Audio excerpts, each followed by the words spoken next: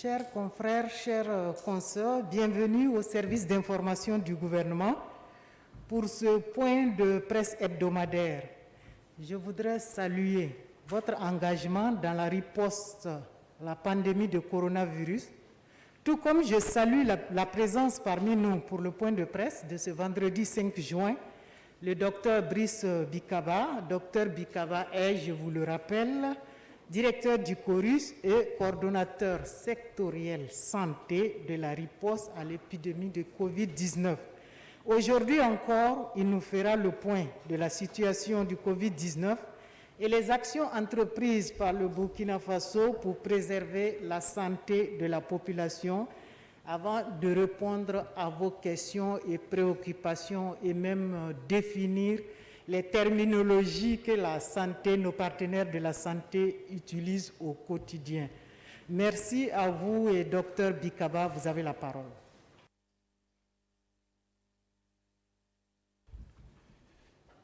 Merci et bonsoir à toutes et à tous. J'ai le plaisir de vous faire ce point de presse hebdomadaire pour la situation du Burkina, notamment le communiqué qui devait vous être présenté ce matin. Nous avons 135 échantillons analysés, répartis donc en 1 test démodialisé, 29 tests de personnes contacts, 91 tests de voyageurs, 8 tests de cas suspects, 6 tests de contrôle. Le nombre de cas confirmés à la date donc du 3 juin est de 3 cas, dont 2 cas importés. Donc nous allons revenir sur la définition des cas importés à la fin. Et une personne contact sous suivi et les 3 cas donc sont à Ouagadougou. Le nombre de guérisons est de 5, portant à 765 le total de guérisons. Il n'y a pas eu de décès et le total de décès cumulé est de 53 décès. Le nombre de cas actifs actuellement est de 70, avec, comme on le voit, une diminution toujours donc, du nombre de cas actifs. Et le nombre total de cas confirmés, le nombre cumulé, est de 888, dont 323 hommes et 565 femmes. La répartition selon les régions montre que la région du centre est la région la plus affectée. Sur les 888 cas, nous avons au niveau de la région du centre 748 cas, suivi des hauts bassins, 79 cas cumulés, la boucle du Moun, 23 cas cumulés, le Sahel ensuite, 19 cas cumulés, le plateau central, 9 cas. Pour ce qui concerne également les décès, la région du centre vient également en tête. Pour ce qui concerne donc les cas actifs actuellement, 2 régions ont des cas toujours de Covid. Il s'agit donc de la région du centre et de la région des Hauts-Bassins. La région donc de la boucle du Moun, le dernier cas ayant négativé donc hier. Pour ce qui concerne l'évolution du nombre de cas de Covid donc par semaine, et la référence que je prends toujours, c'est la semaine donc, du 6 au 10 avril où nous avions le pic. Et la semaine qui a suivi, nous avions 66 cas cumulés. La semaine ensuite suivante, 54 cas cumulés. Ensuite 37. Et à la semaine 19, nous avions 88 cas qui étaient liés donc, au début du dépistage des rapatriés. Et la semaine qui a suivi, nous avons eu 46 cas. Ensuite 39 cas. Et 39 cas encore. Et la semaine 23, la semaine qui nous concerne, nous avons eu 4 cas cumulés positifs. La répartition, l'évolution des cas testés par semaine. Donc, à la semaine 15, qui est la semaine de référence, nous avions un cumul donc, de tests que nous avons réalisé de 482 tests durant la semaine. La semaine 16, nous avons eu au total 365 tests. Puis la semaine 17, 272 tests. La semaine 18, 498 tests. À la semaine 19, nous avons eu 958 tests. Et cette semaine-là correspond au début du dépistage donc, des répatriés. À la semaine 20, 1450 tests. À la semaine 21, 1396 tests. La semaine 22, 894 tests. Et cette semaine, nous avons eu 217 tests avec une diminution du nombre de tests. Le total des échantillons testés est de 9088 échantillons testés, avec 888 positifs et un taux de positivité de 9,8%. Donc on voit que le taux de positivité également a diminué globalement au cours de cette semaine. On avait un taux de 13% et ensuite 11%, et ça continue à diminuer. C'est révélateur également de l'état dans lequel on s'achemine, avec bien sûr la diminution de l'incidence. Pour ce qui concerne l'évolution des décès dus à la Covid par semaine, à la semaine 15, qui correspond à la semaine du 6 au 10, nous avions le pic des décès, qui était de 9 décès. Puis la semaine suivante, 8 décès. La semaine 17, 6 décès. La semaine 18, 2 décès. À la semaine 19, nous avions eu 5 décès. Puis, à la semaine 20, 2 décès. La semaine 21, 1 décès. Et durant les 2 dernières semaines, nous n'avons pas enregistré de décès. Donc, le total des décès est de 53, avec un âge moyen des décès de 64,5 ans. Et la majorité des décès donc, est observée donc, chez les personnes de plus de 60 ans avec une comorbidité liée donc au diabète, l'hypertension artérielle ou d'autres morbidités. Pour ce qui concerne le bilan des activités, les stratégies de dépistage dans les services d'urgence et de triage mises en place dans les régions, nous avons effectivement mis en place dépistage systématique chez les cas testés. Et depuis que nous avons mis cette stratégie, nous avons pu tester 1285 personnes contacts, c'est-à-dire les personnes qui sont directement en contact avec les positifs. Nous avons pu tester 1285 cas, dont 53 positifs, soit 4,12% des cas. Chez les voyageurs, nous avons pu tester les voyageurs qui reviennent donc au Burkina. Nous avons pu tester 1032, dont 120 positifs, soit un taux donc de 11,63%. Et chez les hémodialysés, 428, et dont 13 positifs, soit 3%. Au cours donc, de la semaine, nous avons poursuivi les activités donc, de briefing des agents de santé dans les régions et la poursuite donc, du dépistage de tous les voyageurs et leur confinement.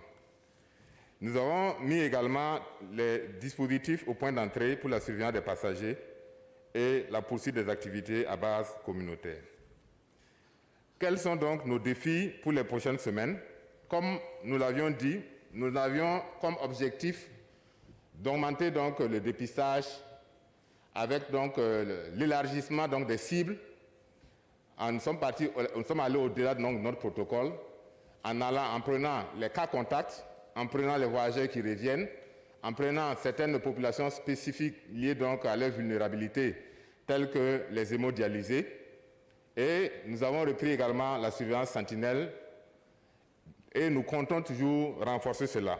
Donc notre objectif toujours, c'est d'intensifier le dépistage des populations pour donc ne pas passer à côté des cas. Et cela va passer aussi par l'intégration dans nos services, dans les services habituels, pour que le système de santé puisse prendre en compte cela. Il y a également le renforcement de la surveillance avec la prise en compte de la COVID dans la routine. Donc nous sommes passés à un niveau où il faut que la routine puisse prendre en compte les différents cas qui vont persister pendant un certain temps. Donc le système de santé est assez préparé. Les agents de santé actuellement sont en train d'être formés dans les différentes régions, de telle sorte à ce qu'ils soient renforcés en termes de capacité. Et à un certain moment, ils vont être amenés donc à le prendre dans la routine. Il y a également la gestion des cas importés. Il y a pour le moment des vols spéciaux qui arrivent, mais qui vont se poursuivre. Et il faut que nous imaginions effectivement, nous avons déjà commencé à réfléchir à cela, à proposer des solutions au moins, lorsque ces vols-là vont s'intensifier, il faut que nous ayons donc des alternatives. Et l'autre point, nous sommes arrivés à un moment également où le nombre de cas ayant réduit, il faut que nous intensifions la communication envers les communautés pour qu'on ne dise pas que l'épidémie est passée, mais que l'épidémie est toujours là. Il faut que nous poursuivons donc avec donc, les mesures que nous avons, par le respect donc, des mesures barrières, le port du masque et toutes les règles donc, d'hygiène qui sont édictées par le ministère de la Santé. Avant de terminer, je voudrais procéder donc à quelques définitions des termes que nous utilisons. Il s'agit donc de quelques termes, les cas communautaires que vous voyez parfois dans nos communiqués. Les cas communautaires, c'est la transmission communautaire se produit lorsqu'une personne contracte la COVID-19 d'une source inconnue et qu'un lien épidémiologique ne peut être établi. Lorsqu'on n'a pas pu, nous avons trouvé quelqu'un est positif, mais nous n'avons pas pu trouver la source de la personne qui l'a contaminé, on dit que c'est un cas communautaire. Par contre, pour un cas contact, c'est une personne qui a subi l'une des expositions suivantes au cours des 2 jours avant et 14 jours après l'apparition des symptômes. C'est-à-dire que la personne a été en contact direct avec un cas probable ou confirmé, ou bien un contact physique direct avec un cas probable ou confirmé, ou présentant une maladie donc, de Covid. Donc là, le cas contact, nous avons la preuve qu'il était en contact avec donc, une personne confirmée. Et enfin, la dernière, c'est le cas Covid-19 importé.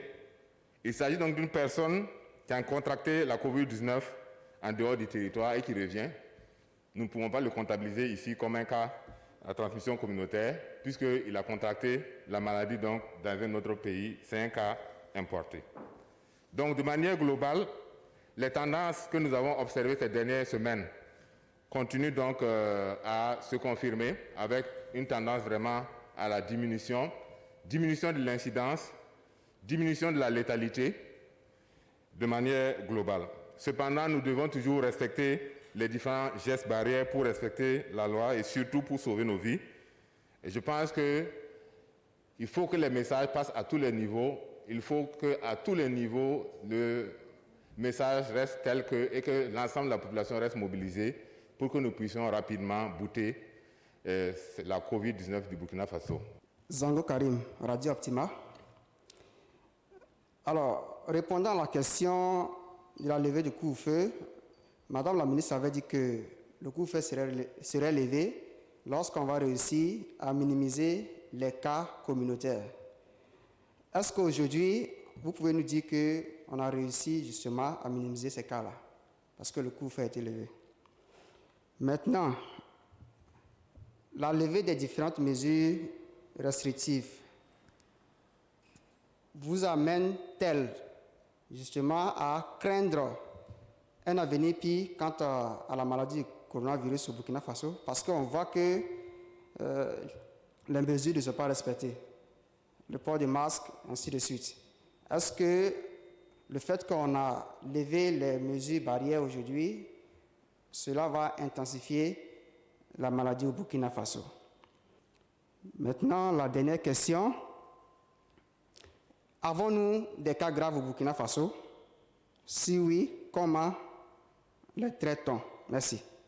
Pour Sam Mednick de New Humanitarian, elle est empêchée.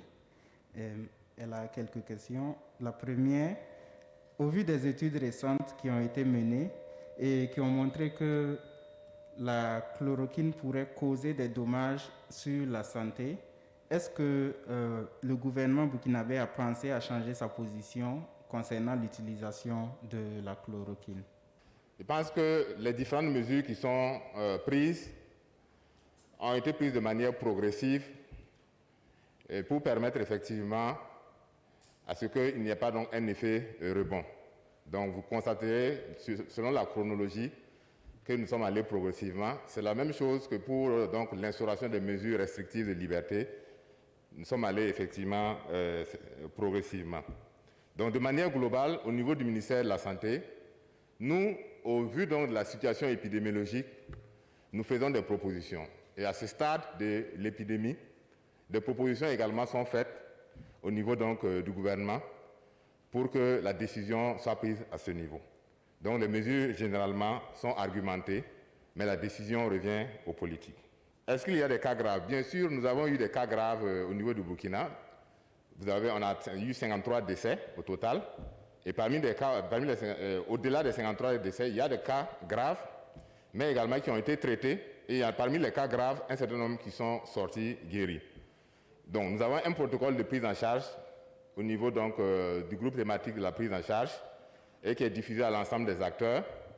Mais cela également prend en compte aussi bien sûr l'hydroxychloroquine, azithromycine, le protocole qui a été adopté par le Burkina Faso, que les mesures de réanimation, les mesures générales de réanimation.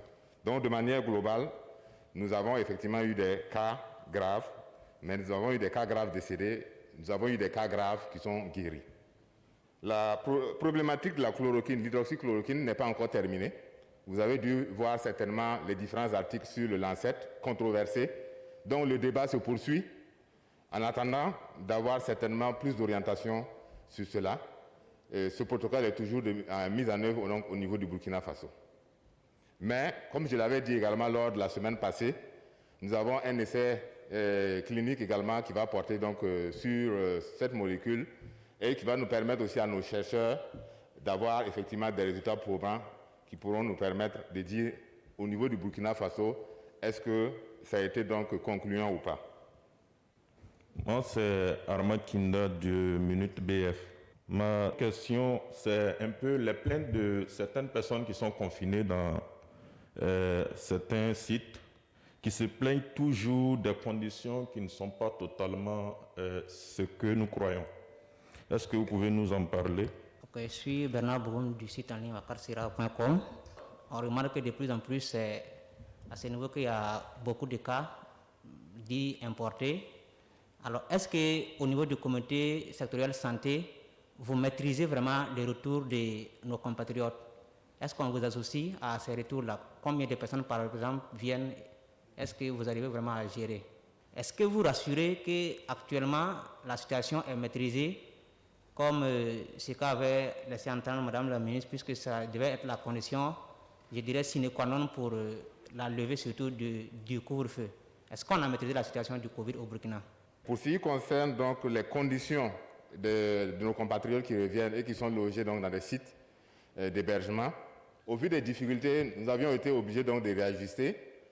Et de concert avec l'association de la fêtière des hôteliers, il y a un certain nombre d'hôtels qui ont été donc abandonnés et nous avons pris un certain nombre d'hôtels donc, qui répondaient à un certain nombre de critères. Et il y a des sorties régulières dans les sites pour voir les conditions dans lesquelles effectivement nos compatriotes qui reviennent et qui sont obligés de faire 14 jours là-bas parce que bien sûr c'est pour effectivement éviter que la maladie ne reprenne s'ils sont logés dans de bonnes conditions. Ça, c'est une de nos préoccupations quotidiennes. S'il y a des plaintes, on peut toujours nous le faire parvenir et nous allons toujours travailler donc à les améliorer au fur et à mesure. Donc pour ce qui concerne le dispositif de surveillance pour accompagner les écoles, effectivement, avant l'ouverture des écoles, nous avons travaillé avec le ministère de l'Éducation pour l'élaboration de modules pour les élèves. Ce sont des modules qui allaient permettre également de sensibiliser, de leur montrer comment il faut éviter, d'éviter, qu'ils puissent également contribuer à la sensibilisation donc, par leur père.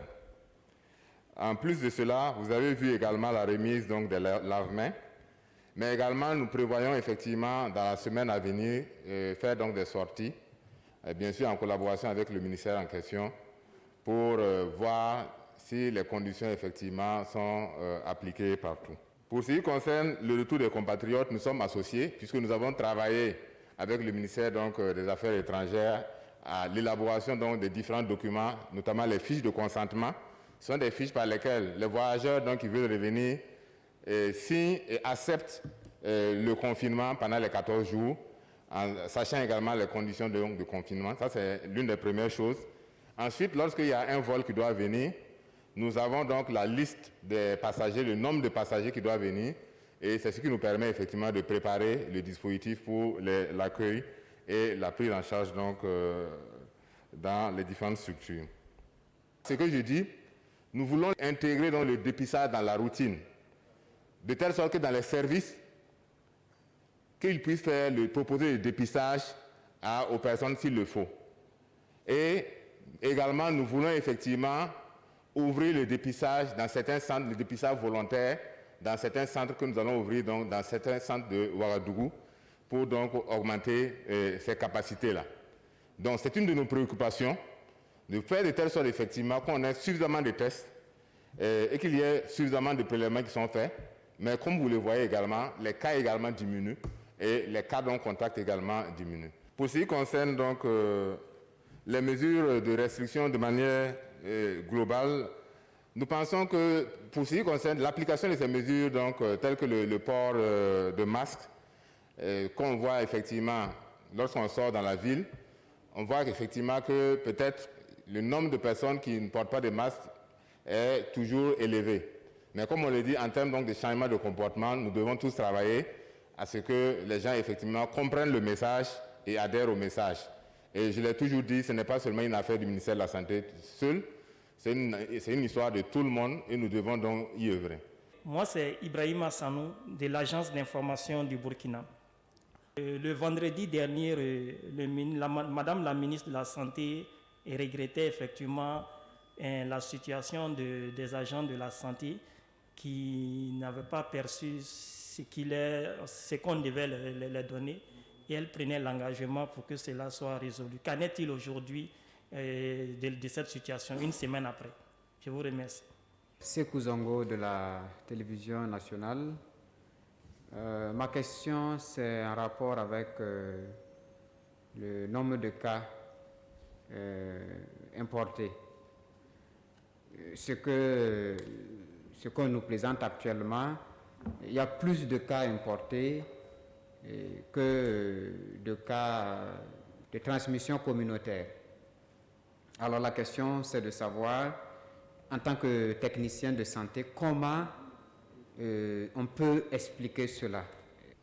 La situation donc des agents de santé qui n'avaient pas été payés, effectivement la semaine passée, on avait dit que cela allait être résolu et effectivement ils ont été payés et depuis hier, au niveau du CHU de Tinganouo, ils sont en train de payer pour le mois d'avril et de mai.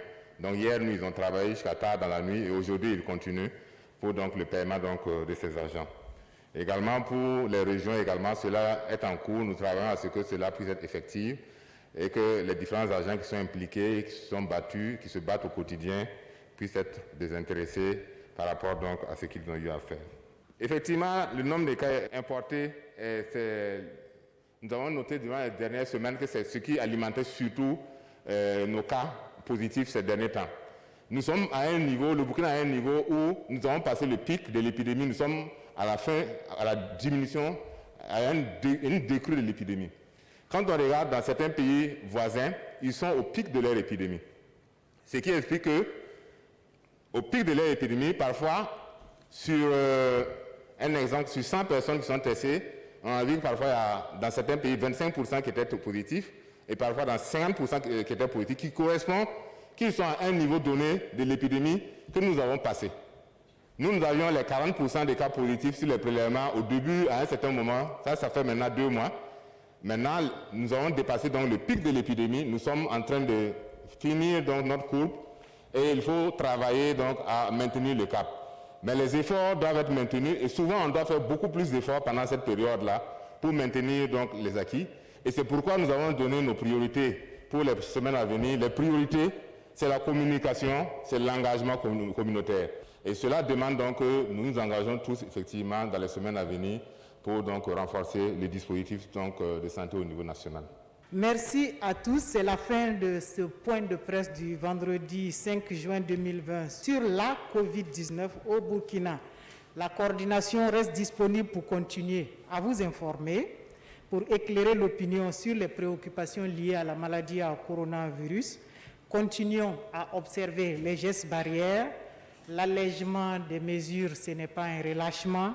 Bon retour dans vos rédactions et prenez soin de vous.